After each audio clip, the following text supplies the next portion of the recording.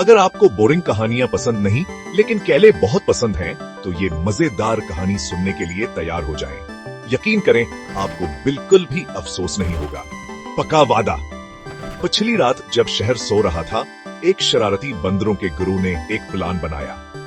Mission, शहर की सबसे बड़ी फ्रूट शॉप से सारे केले चराना। बस अपनी चालाकियों और लंबी दमों से लेस होकर ये बंदर टप-टो करके दुकान में घुस गए। एक बंदर पहरा दे रहा था, 2 बंदर करतब दिखा रहे थे और सबसे छोटा बंदर, चले उसे टाइनी कहते हैं, केले जमा करने का इंचार्ज था। केले इतनी तेजी से उड़ने लगे कि आप कह भी ना पाएंगे, छलका उतारो। लेकिन जैसे ही वो भागने वाले थे, एक आफत आ गई। टाइनी केले के छलके पर फिसल गया। सारे बंदर हंसते हुए गिर पड़े। केले हर तरफ लटकने लगे। खुशकिस्मती से दुकान के मालिक ने भी हिंसकर बंदरों को उनकी मेहनत के लिए कुछ केले दे दिए।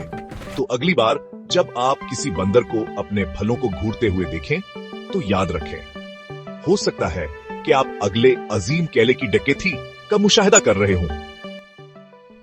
मजीद मजे करें दोस्तों।